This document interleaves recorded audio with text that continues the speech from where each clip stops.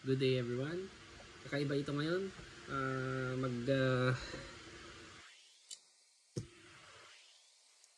Bago natin i-test yung unit, maglalagay muna tayo ng high impact hammer roller. Ang unit is VG17 Gen 3 papuntang Rojas City, Capiz. Ito yung high impact hammer roller.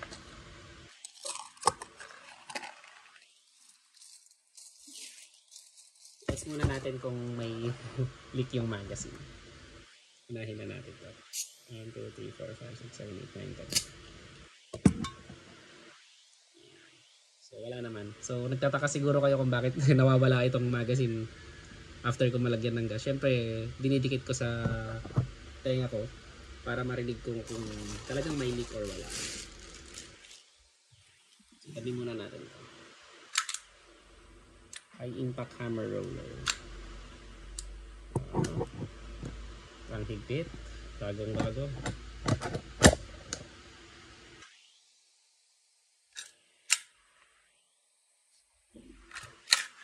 Okay, yan.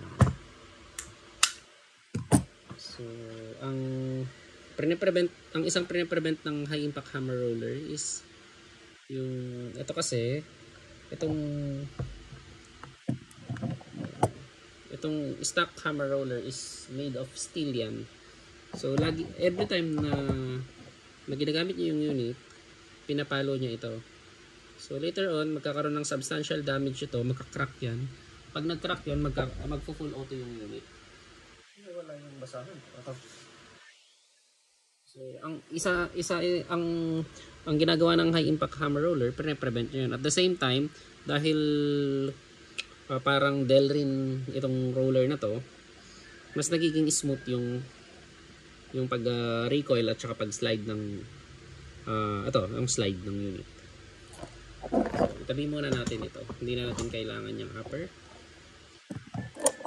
Yung kailangan lang natin gawin is tanggalin yung pin at saka yung screw.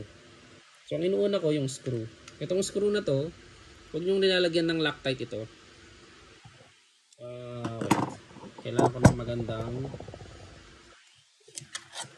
magandang screwdriver. Traxxas.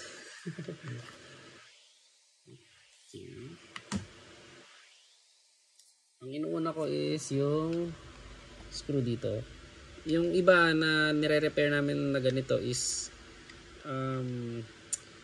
nalulus thread itong head ng screw. Hindi namin maintindihan kung paano nila nalulus thread. So, ganyan lang naman yan.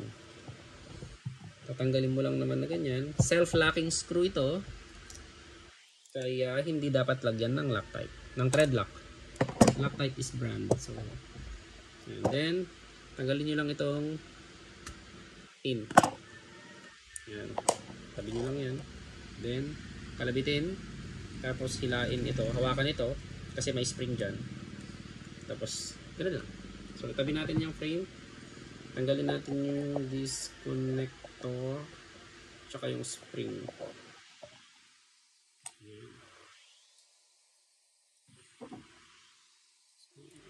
Tanggalin natin yung dalawang pin. Itong una, yung sa baba. Ang tawag ko dito is sear pin tsaka sear spring pin. Kasi siya yung nag-hold ng sear spring tsaka yung sear. Ito yung sear spring. Ito yung sear. Then tanggalin natin yung hammer pin tsaka hammer spring pin. Kasi siya yung nag-hold ng, kung mapapansin nyo, merong head itong hammer pin. Unlike doon sa sear pin, wala siyang head. So, yung sear pin, pwede siyang pagbaliktarin kapag ilalagay. Yung hammer pin, hindi pwede. So, ito yung hammer spring, tsaka yung roller. Yung knocker naman is ito. Ito yung hammer box. So, ilagay muna natin yan. Ayan. Then, tanggalin natin tong stock roller. Siyempre, babalik yan sa buyer. And then, kunin natin yung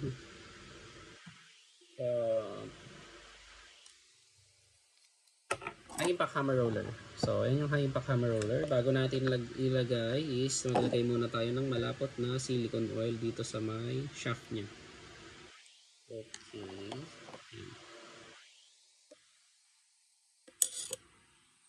Saka natin siya ilagay. Okay. So, then, ilagay natin yung knocker. Usually, hindi naman muna pinapalitan yung knocker tsaka yung hammer ng steel kasi matibay pa naman yung mga yan. Pag nasira, doon yung palitan, doon kayo mag-upgrade. Kasi kahit palitan nyo ng steel yan, wala ring magiging effect kasi durability lang yun. So, yung stock, madali, yun na lang muna gamitin nyo para masulit nyo. So, testing natin. Okay. And then, yung sear. Lagyan na rin natin ng silicone oil doon sa may part na dito. Yan lang. Huwag nyong nakikita ko ng iba, pinapaliguan nila ng oil itong buong hammer box. So, yan.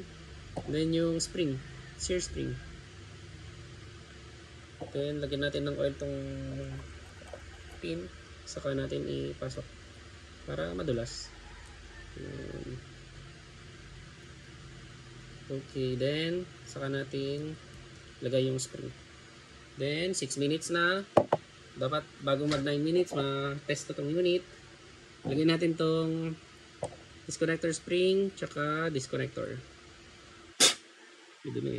Bakit? Namalas nga naman.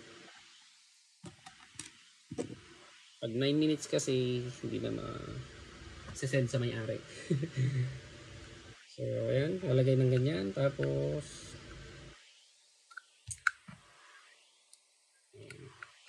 ayan. Then, unahin yung pin. 7 minutes na. Kasi, dapat. Then, yung screw.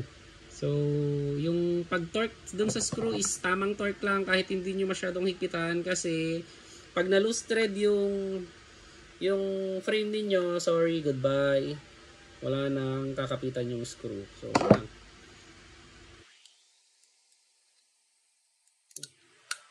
Yan. Okay. Lagyan natin ng oil dito. 7 minutes. Okay. Yan. Okay. Nakita nyo? Hindi na masyadong, wala na yung lock. Hindi na naglalak. Ayan o. So, ayan. Yun yung gamit ng high impact hammer roller. Durability at the same time, smoothness ng recoil. So, check natin. Test natin. Mag 9 minutes na. Yan, 5 shots lang.